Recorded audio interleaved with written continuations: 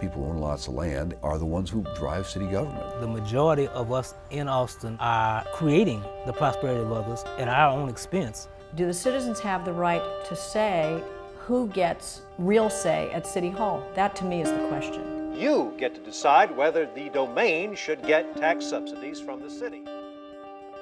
In 2003, the City of Austin approved a $64 million tax subsidy to build a luxury shopping mall called The Domain.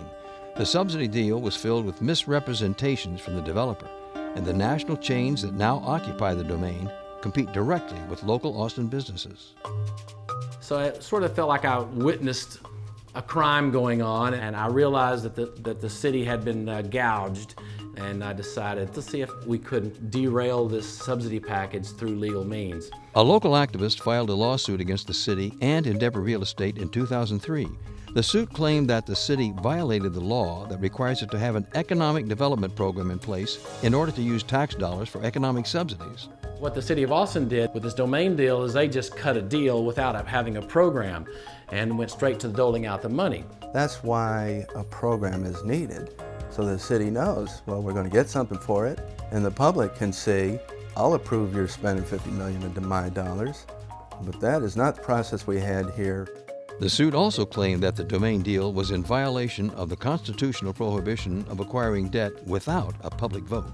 This is a constitutional restriction that prevents this kind of selling our city to a commercial interest and locking up our future. So what happened was the developer came to me and said, hey, we want to settle. We did agree on a settlement that included an amendment of the agreement that eliminated all the obligations of the city to pay any money to the domain. There is no damages, no liability, no penalty, no effect. Then we went back to the city and said, a lot of your constituency is unhappy with this deal. And since we're not legally bound and we're not ethically bound, let's just punt this deal. But the city would not listen. They nodded their heads, and that was it. They didn't do anything. After 4 years of trying to convince the city to walk away from the domain deal, local activists and business owners decided to take the next step. A petition drive began, and a new organization, Stop Domain Subsidies, was formed to get a charter amendment on the November 2008 ballot. An Austin group called Stop Domain Subsidies has collected the needed signatures to put an amendment on the November ballot that challenges those rebates. The petition drive, it was very lively in that we had a lot of participation from the Libertarians, and the Greens and the Independents and very active Democrats. We were very well received by the Austin Republican Club. The charter amendment limits the city's ability to grant future retail subsidies and would nullify the domain agreement. Some in the city have said, well, if we go back on this deal, we get a bad reputation that we reneged on an agreement.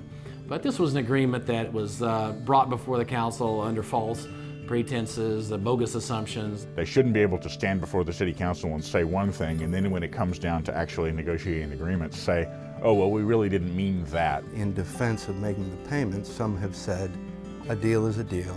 We ought to go ahead and pay the money anyway. That's not the deal. The deal is you don't have to pay.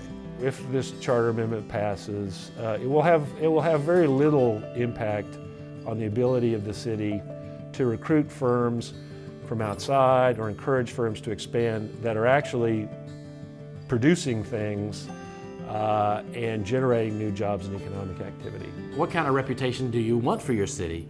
You want it to have one that it defends the taxpayers, that it gets its money's worth, and that if you mess with it, the city, there will be ramifications. This November, vote for Proposition 2.